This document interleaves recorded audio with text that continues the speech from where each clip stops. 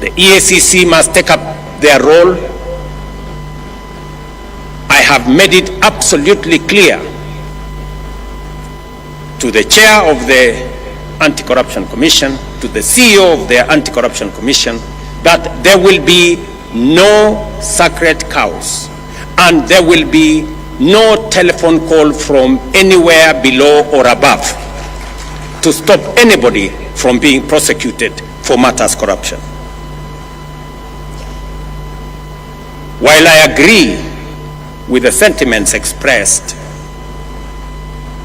by the Speaker of the Senate, and he has made a solid statement on holding governors and county governments to account, I also must say the legislature must also be held to account.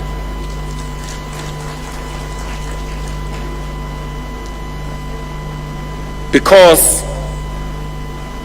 there is something going on in our legislature that we must call out. There is money being demanded from the executive, from governors, from ministers, from people in the executive, especially those who go for accountability before our houses of parliament. Mr. Speaker, it cannot continue to be business as usual. It is not possible that committees of parliament demand to be bribed, demand to be paid for them to write reports or to look the other way for what is happening in either the national government or the county government. All of us must act together. The fight against corruption must be an all of society engagement and exercise and effort. I also want to ask the judiciary not to be a haven for the corrupt to hide behind judicial decisions. We have innovation that is only available in Kenya that allows a corrupt person or somebody who has stolen public resources or somebody in breach of law not to be prosecuted. Something called anticipatory bail. It is a Kenyan innovation that takes us backwards. Just let's ask ourselves, somebody who has stolen public funds and then goes to court and gets something called anticipatory bail, makes it impossible for such a person to be arrested and prosecuted endlessly. How does that support the fight against corruption? This is a matter I hope our friends in the judiciary would help us answer. Because we are undertaking transformation in Kenya, but that transformation is being undermined by corruption, and we must call it what it is. And all agencies, institutions, and arms of government, we must come together to deal with the challenge of corruption so that we can ensure that public resources are meant and are used for the intended purposes for which the people of Kenya have asked us. Without a doubt, ladies and gentlemen, technology can help in eliminating waste and enhancing efficiency. Since its inception in 2013, the e-Citizen platform has stood at the heart of Kenya's digital transformation. What began with a handful of services, about 300 then, has evolved into a 24/7 one-stop shop for over 22,000 government services, accessible from every part of Kenya and everywhere in the world. Today, more than 14 million Kenyans are registered on the e-Citizen platform, with 500,000 Kenyans logging in daily to access passports, driving licenses, business registration, land transactions, marriage certificates, police clearances, and much more, all without queues, intermediaries, brokers, or unnecessary bureaucracy. The results speak for themselves.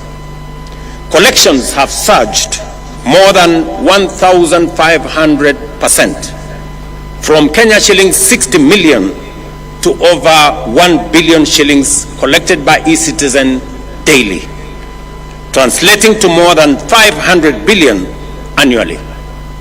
Ministries, departments, and agencies have seen revenue growth of up to 400%, supported by accurate projections and better planning. Equally, counties have integrated their digital portals with eCitizen and have seen remarkable growth. Mombasa County, for example, revenues have rose from 1.6 billion to Kenya shillings 2.5 billion, a 61% growth. Kiambu County has seen revenue grow from 2 billion to 3.04 billion, a 52% growth. And Kajiado from 1.4 billion to 2 billion, a growth of 48%. Other counties such as Bomet, Tharaka Nithi, Meru, Embu have posted similar improvements. The platform has seen and has been an engine of economic opportunity, creating 600,000 jobs in ICT, support services, logistics, and other sectors, providing that digitization and proving that digitization is not just about convenience, but also about livelihoods. Most importantly, eCitizen has been a powerful weapon against corruption. By eliminating cash handling and embedding full digital audit trails, we have reduced opportunities for bribery and made transactions traceable, fair, and secure. Citizens can now follow the process and the progress of their applications and payments online, confident that the process is impartial and transparent. I therefore urge all counties to collaborate, share best practices, and celebrate while accelerating the adoption of technology to boost efficiency, cut waste, and enhance revenue performance. Beyond technology, we must promote inter-county collaboration, share resources and expertise, and ensure accountability through transparency and rigorous oversight. Kenya's real economic strength lies at the grassroots in our counties. Through the bottom-up economic transformation agenda, we are moving from raw material production to value addition, strengthening agro-processing, manufacturing linkages, and market access for SMEs and smallholder farmers. As we gather here in Homa Bay, I challenge every leader and citizen to renew our commitment to the spirit of devolution, invest in people-first policies and programs, ensure every shilling has impact, and bring government services closer to the people. Let me share two other things that I really wanted to say on this day, this very important day of devolution. I must congratulate county governments. I must congratulate our governors and the county assemblies for the partnership they have demonstrated in working with me in the transformation of our country. We have worked together. The Constitution dictates that we do. We have worked together on matters of health, from community health promoters, the people who engage with families, with homes every day, the greatest patriots that I know of.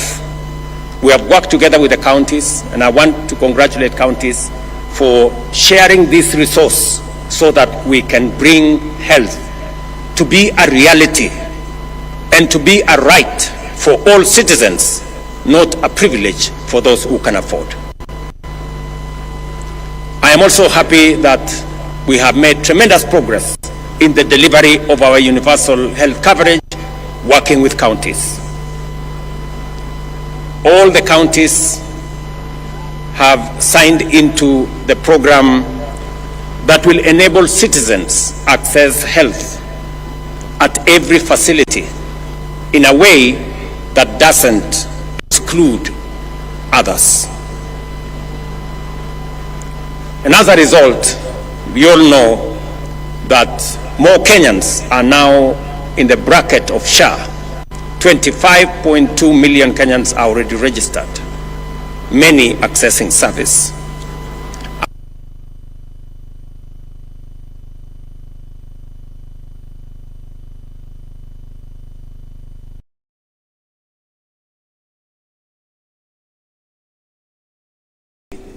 Charges citizens for a service already paid for by the government of Kenya.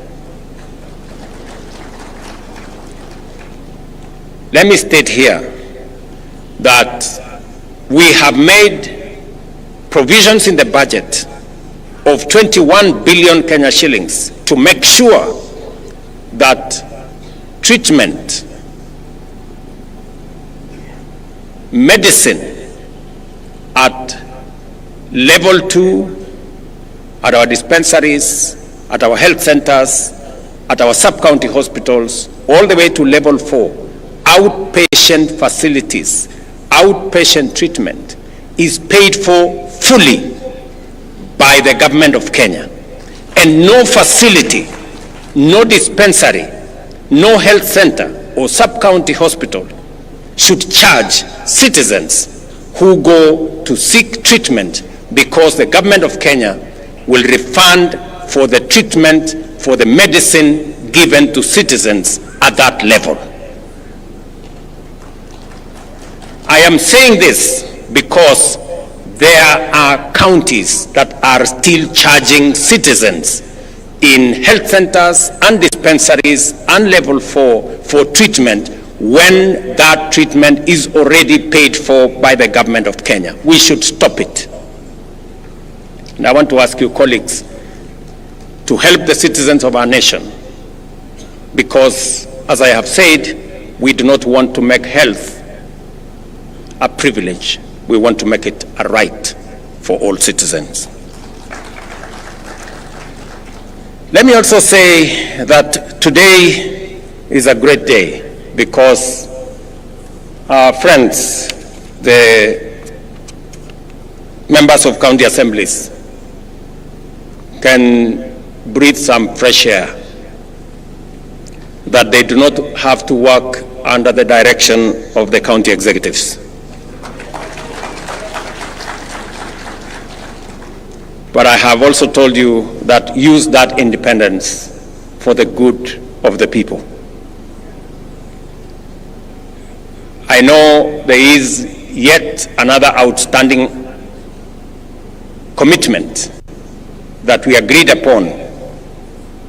And because I am a solid believer in savings and encouraging the culture of savings, the county assembly's pensions bill has already been passed by the Senate.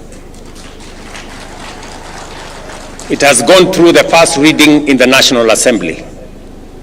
And I'm confident that in the next couple of months, I will be signing into law the County Assembly's pensions bill into law, so that county assemblies, like the National Assembly,